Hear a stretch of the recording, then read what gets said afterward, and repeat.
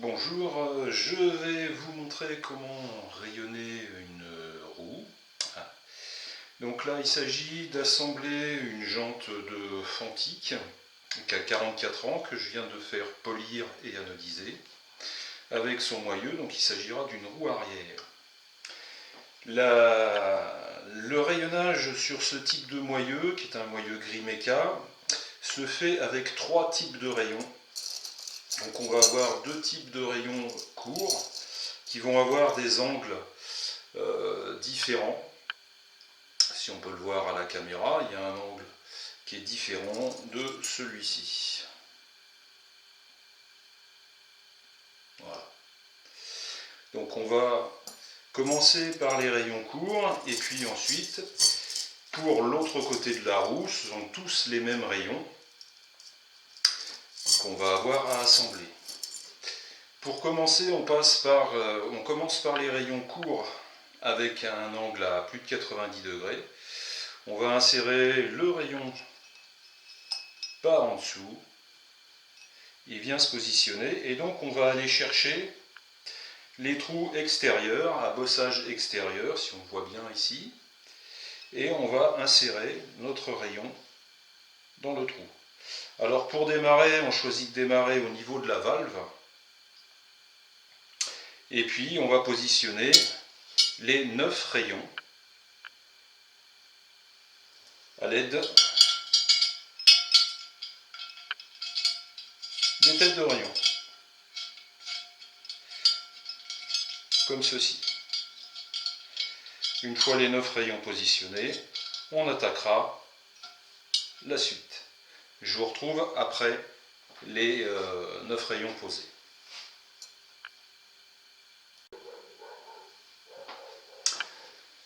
Voilà, tous mes rayons sont en place. Donc voilà, tous les rayons sont en place. On va donc procéder maintenant à la pose des autres rayons, puisque moi je procède côté par côté. Et donc il va falloir insérer les rayons dans les trous pour pouvoir faire un croisement, puisque les rayons doivent se croiser à deux endroits, donc ici et plus loin, ici, voilà comme ça. Le croisement permet de donner la rigidité à la jante. En moto, on croise généralement deux fois. Voilà, donc là les rayons sont posés. Donc moi je vais maintenant poser la jante sur une caisse pour avoir le moyeu dans le vide. Donc là je vais couper et je reviens après. Voilà, donc j'ai posé ma jante. Alors j'ai inversé le moyeu pour que ce soit le poids du moyeu qui tende comme ça les rayons pour que je puisse travailler. Et donc je vais donc positionner mes rayons sur les têtes qui sont bossées extérieures et qui correspondent à la face qui m'intéresse. Il s'agit simplement de pousser le rayon dans le trou et puis on va pouvoir mettre les têtes. Alors on fait ça gentiment.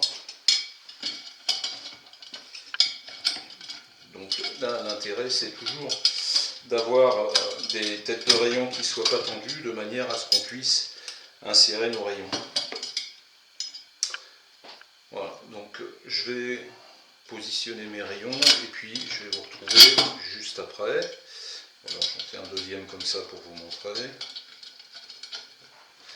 Allez, éventuellement un troisième.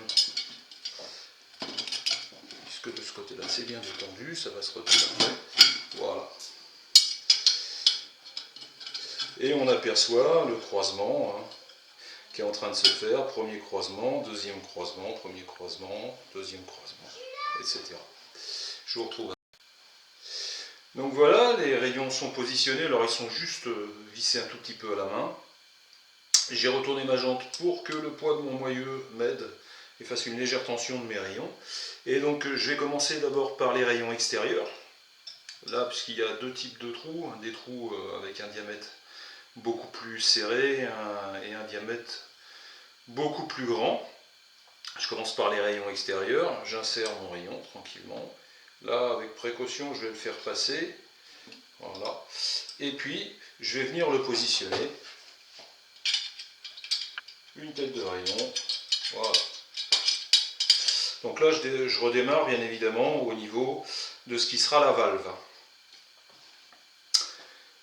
Et donc, je vais positionner mes autres rayons de la même manière. Je les insère. L'intérêt d'avoir la boîte en dessous, c'est que les rayons, ils ne vont pas gêner puisqu'il y a du vide dessous. Donc ça s'engage tout seul.